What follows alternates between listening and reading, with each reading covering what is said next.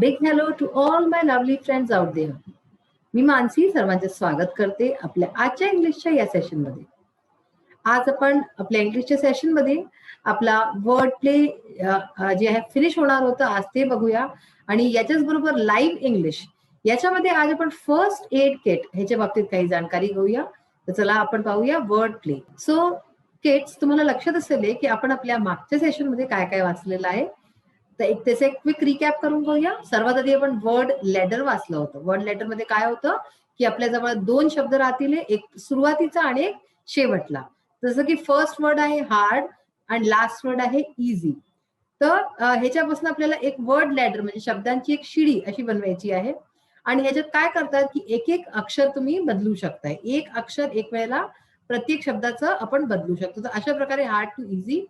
तर हे एक गेम आपण पाहिलं होतं. त्यानंतर पाहिलं होतं वर्ड चेन. वर्ड चेन मध्ये जसं की आपण अंताक्षरी वगैरे खेळतो तशा प्रकारे जो लास्टचा लेटर असतो, अल्फाबेट असतो, त्याच्यापासून जो आहे नेक्स्ट जो आहे आपला वर्ड बनेल. जसं की सपोज कोणता वर्ड आहे विंडो. तर विंडोचा लास्ट वर्ड काय झाला डब्ल्यू. तर डब्ल्यू पासून परत दुसरा वर्ड येईल वेल. मग त्याचा लास्ट वर्ड आहे एल. तर एल पासून परत दुसरा वर्ड येईल लॅडर. आता ह्याच्यामध्ये एक गोष्ट असते की जे तुमच्या एक्झाम्स मध्ये जेव्हा येतात की ते लोक म्हणतात की नाउन्स ची वर्ड चेन बनवा किंवा adjective, make word chain of nouns किंवा make word chain of adjective, अशा प्रकारचे येतं. तर ते तुम्हाला लक्ष द्यायचं आहे. नेक्स्ट आपण टंग ट्विस्टर पाहिले होते, ज्याच्यात की एक फार मजेदार गंमतदार काही काही अशा प्रकारचे सेंटेन्सेस पाहिले होते ज्याचे ज्याला बोलायला आपल्याला त्रास होईल, ज्याने की कन्फ्युजन होईल, फंबल होईल आपण, आणि लवकर लवकर बोलायला जे आहे त्यात आपण काही ना काही गडबडी मिस्टेक्स करूया. तर हे पाहिले होते टंग ट्विस्टर्स. त्यानंतर आपण just one new word a day, की प्रत्येक दिवशी आपण काही नवीन वाचायचं, नवीन पाहिलं तर त्यातला जो कोणता नवीन शब्द होता तो आपण एका कार्डवरती लिहायचा. त्यानंतर त्याला जे असे खूप सारे शब्द झाले की त्यांना अल्फाबेटिकली जमवायचा. ते प्रत्येकाचा डिक्शनरीत पाहायचा अर्थ काय होईल, याच्याच बरोबर त्याचा सेंटेन्स मध्ये प्रयोग करायचा. हे बघितलं होतं आपण. Then next we have seen the question a day. हे तुमच्या चिट चॅटशी रिलेटेड होतं की जे आपण चिट चॅट पाहतो प्रत्येक चॅप्टर मध्ये, की सिम्पल सेंटेन्सेस, सिम्पल क्वेश्चन्स तुम्ही जे आहे फ्रेम करायचं प्रॅक्टिस करा आणि त्याचे आन्सर्स पण फ्रेम करा. तर हे पाहिलं होतं. नेक्स्ट आता बघूया आपण अ सेंटेन्स अ डे. ह्याच्यात काय आहे, frame a meaningful sentence in your mother tongue on your on. आपल्या स्वतःहून तुम्ही, आपली मदर टंग म्हणजे काय मराठी, मराठीमध्ये एक कोणतं सिम्पलचं सेंटेन्स फ्रेम करा, त्याला बनवा. त्याच्यानंतर काय करायचं, translate it into English, आणि त्यानंतर तुम्ही त्याला ट्रान्सलेट करायचा प्रयत्न करा इंग्लिशमध्ये. तर हे जितकेही गोष्टी सांगतात हे सगळे जे आहे तुमच्या एक्झाम्सच्या रिलेटेड सुद्धा आहे, त्याच्यामध्ये येतात ते. Better your work. नेक्स्ट बघा आता. बेटर युअर वर्क म्हणजे काय, find words which sound the same but have a different meaning. असे शब्द शोधा जे की साऊंड द सेम म्हणजे की एकासारखे ऐकू ये, पण त्याचं मिनिंग जे आहे दुसरं आहे. म्हणजे की दोन्ही शब्दांचं मिनिंग वेगवेगळं असेल. फॉर एक्झाम्पल राईट राईट है ना, त्याच्यामध्ये हे राईट म्हणजे काय सीधं है ना, आपण राईट हँड म्हणतो ते वाला राईट आहे, आणि हे राईट म्हणजे काय लिहिणं. तर अशा प्रकारचे आणि काही शब्द शोधा. और किंवा आणि काय करू शकता, find words which have the same spellings but different pronunciation. असे शब्द शोधा ज्यांचे की स्पेलिंग सेम आहे पण प्रोनाउन्सिएशन वेगवेगळं असेल. For example read. जसं की रीड हा जो शब्द आहे pronounced as read and as red. तर ह्याला आपण रीड हे तर म्हणतोच, पण जेव्हा हे पास्ट टेन्स मध्ये होऊन जातं तेव्हा ह्याला आपण रेड सुद्धा म्हणतो. तर अशा प्रकारचे शब्द अनेक शोधा की एकच जे आहे स्पेलिंग तीच पण प्रोनाउन्सिएशन वेगवेगळं आहे. और किंवा आणि काय पाहू शकतो आपण, find words which look the same.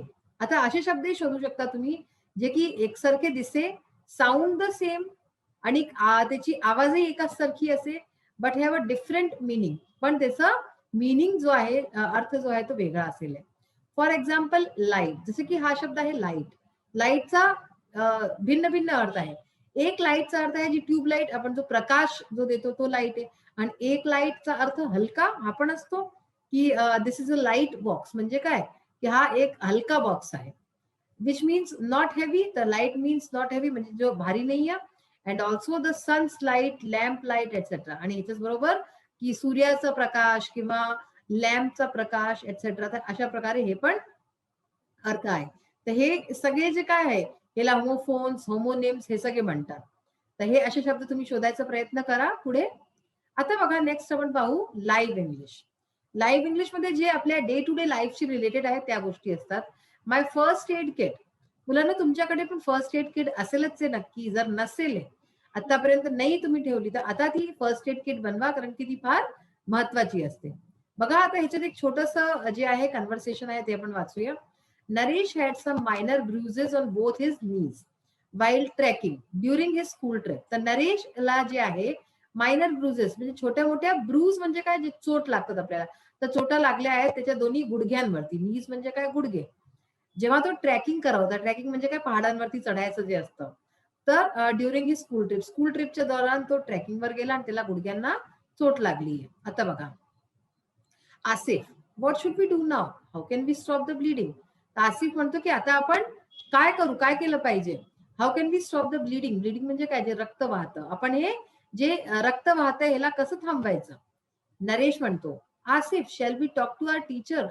की आसिफ, काय आपण आपल्या टीचरशी गोष्टी करायच्या. द टीचर सॉ Naresh and Asif and rush towards them. तर टीचरनी नरेश आणि आसिफकडे बघितलं आणि ती त्याच्याकडे धावली दोघांकडे. फर्स्ट एड बॉक्स बघा असा असतो. Teacher, oh are you in great pain Naresh. तर टीचरला दिसतं की रक्त निघतंय, तर ती विचारते की काय तुला खूप त्रास होतोय, खूप दुखतंय Naresh. Naresh, yes sir. Okay, sir म्हणजे gents teacher. Yes sir but don't worry. तर हो होतंय पण तुम्ही घाबरू नका. Teacher, Asif go and bring the first aid box.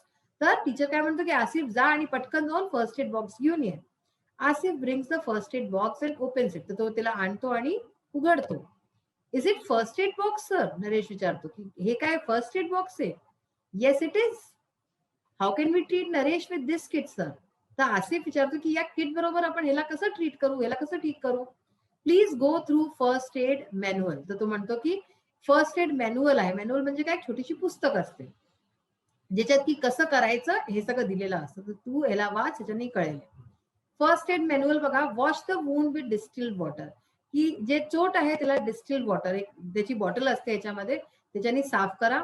Apply antiseptic cream on wound and cover it with cotton. आता त्याच्यावरती अँटीसेप्टिक क्रीम लावा आणि मग त्याला कॉटन म्हणजे काय, जे कापूस असतं, रुई, त्याच्यानी कव्हर करा. Bind up the wound with the bandage. आता त्याला बँडेजनी बांधून द्या. After taking first aid immediately consult the nearest doctor. आणि फर्स्ट एड घेतल्यानंतर जोही जवळपासचा तुमचा डॉक्टर असेल त्याच्याकडे जा. फर्स्ट एडचा अर्थ हे कतही नसतो की तुम्ही हे करून दिलं तर डॉक्टरला नाही दाखवायचं. फर्स्ट एड म्हणजे काय, फर्स्ट म्हणजे काय, पहिलं. एड म्हणजे जे उपचार करतो आपण. एकदमच जेव्हा आपल्याला जरूरत पडेल तेव्हा आपल्याजवळ हे असेल तर आपण करू शकतो. त्यानंतर आपण डॉक्टरला दाखवायचं. आता बघा, discuss the uses of the following items from first aid kit. Share with your class. तर बघा इथे काही वस्तू दिली आहे, ह्याचे काय जे युजेस काय आहे. Cotton, banded, paracetamol. पॅरासिटामॉल काय, गोळी असते जी की आपण तापाविपत खातो. Antiseptic cream, bandage, adhesive tape, distilled water, hand gloves. तर आपण ह्याच्यात पाहू की ह्याचे काय युजेस आहे. आणि ह्याच्याच बरोबर आणि हेही बघू की search on internet more first aid kit items and their uses. आणि कोणते फर्स्ट एड आयटम्स असतात आणि शेअर विथ युअर क्लास, हे आपण बघूया आता. सो आता आपण बघूया माय फर्स्ट एड किट. की फर्स्ट एड किट मध्ये आता आपण जे चित्र पाहिले आहे त्यांचा काय यूज असतो फर्स्ट एड किट मध्ये.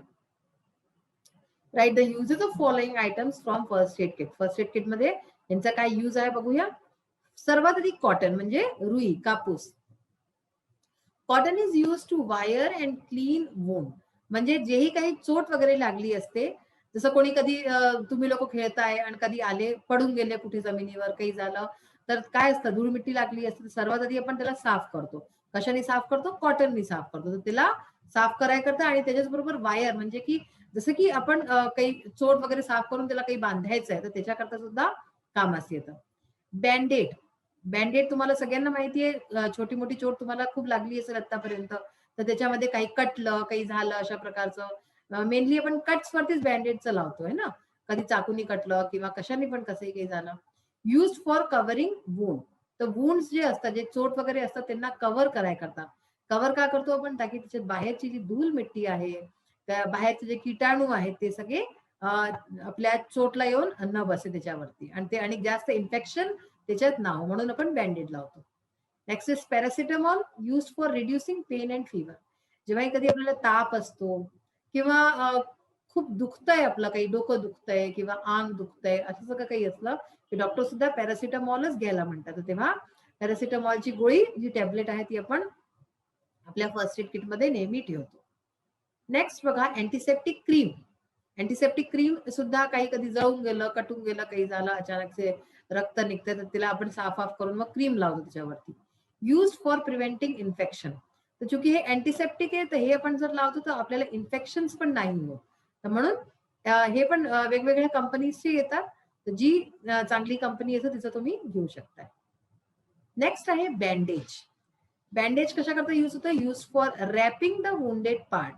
आता तुम्हाला चोट लागली, काही झालं, तुम्ही साफ केलं, त्याला क्रीम लावली, जे काही केलं, त्याच्यानंतर त्याला बँडेज केलं. बँडेज करून काय होतं की आपण त्याच्यावरती तेच की इन्फेक्शन नाही होईल बाहेरचं, आणि ते जे आहे नीट जर रॅप राहिले तर तुम्हाला दुखेलही कमी आणि काही त्याच्यावरती बाहेरची वस्तू पडायची पण भीती नाही राहिली. अधेसिव्ह टेप. अधेसिव्ह टेप म्हणजे काय? जशा प्रकारचे तुम्ही सॅलो टेप वगैरे यूज करता कुठे, तशा प्रकारचं अशा अधेसिव्ह टेप्सही येतात. Use for keeping bandage in its place. तुम्ही बँडेज तर लावून दिलं, पण जर तुम्ही टेप नाही लावाल याच्यावरती, अधेसिव्ह टेप नाही लावाल, तर काय होईल? ते आपल्या जागेवरनं सरकून जाईल इकडे तिकडे. तर म्हणून त्याच्यात आपण टेप लावतो ताकी ते आपल्या जागेवरनं सरकेल. Distilled water use for cleaning wound. तर डिस्टिल्ड वॉटर जसं की आता आपण वाचलं होतं त्या कन्व्हर्सेशन मध्ये की त्याच्याने आपण वूंडला साफ करतो. आपली काही चोट वगैरे लागली आहे, कुठे धूळ मिट्टीत पडून आले, काही झालं, तर त्या डिस्टिल्ड वॉटरनी, हे चांगलं स्वच्छ पाणी असतं हे, तर ह्याच्यानी साफ करतो. ह्याच्यात काही इन्फेक्शन व्हायची पण भीती नसते जर आपण डिस्टिल्ड वॉटर घेऊ तर. हे अशा प्रकारे चोटला साफ करायच्या कामास येतं. नेक्स्ट आहे हँड ग्लव्स. हँड ग्लव्स असतात. हँड ग्लव्सचा यूज तर आता तर आपण खूप केलेला आहे या कोरोना कालमध्ये, की म्हणजे इन्फेक्शन वगैरे ना हो म्हणून. Use for keeping hour hand safe and clean. तर जे कोणी चोटाला मरहमपट्टी करतंय, तर ते ह्याचं यूज करतं जास्त तर हँड ग्लव्सचं, ताकी आपले हात स्वच्छ राहे आणि त्याच्यावरती आपल्याला कोणतं इन्फेक्शन न हो त्याच्यानी. तर म्हणून आपण हँड ग्लव्सचा यूज करतो. आता बघा ह्याच्याच प्रकारे आणि कोणते आयटम्स आहेत जे आपण आपल्या फर्स्ट एड किटमध्ये ठेवू शकतो. Some more first aid kit items. Gauze, rolls and pads, instant cold pack. कधी कधी काय होतं की मोच येऊन जाते ना आपल्याला, हातापायाला काही येतं, तेव्हा आपल्याला कोल्ड पॅक्स म्हणतात, की जशी की गरम पट्टी असते ना पाण्याची, असं काही असतं. थंड पण जे आहे शेक असतो, तर त्याच्याकरता हे कामास येतं. इलॅस्टिक बँडेजेस, सीझर्स, कॅची पण ठेवतो आपण, एक चांगली फ्रेश कॅची, म्हणजे जी इकडे तिकडे आणि कुठे यूज न हो, इथेच यूज हो. बँडेज कापायला किंवा काही पण अशी गोष्ट आहे त्याच्याकरता. सेफ्टी पिन्स लागतात आपल्याला ह्याच्यामध्ये. याच्याच बरोबर थर्मामीटर, कुणाला ताप आलाय, काही आलंय, तर थर्मामीटरची पण आवश्यकता असते आपल्याला. Emergency blanket. ब्लँकेट्स जे आहे ते म्हणजे की एवढे असतात ते की ते ह्याच्यामध्ये वाहून जाय असे. कंप्रेस्ड टॉवेल आणि ट्रँग्युलर बँडेजेस. तर हे अशा सगळे काही, ह्याच्या अलावा पण खूप वस्तू आहे, पण आपण ह्याच्यात मेन वस्तू या सगळ्या आहेत ज्या की आपण ठेवू शकतो आपल्या फर्स्ट एड किट बॉक्समध्ये. तर मुलांनो, आय होप की आता जर तुमच्याकडे फर्स्ट एड किट आहे तर it is well and good, आणि जर नाही तर आता तुम्ही 100% आपल्याकडे एक फर्स्ट एड किट बनवून ठेवाले आणि त्याच्यात या सगळ्या गोष्टी जास्तीत जास्त ठेवायचा प्रयत्न कराले. आजचा आपला सेशन इथेच फिनिश होतो. नेक्स्ट सेशन मध्ये परत भेटू.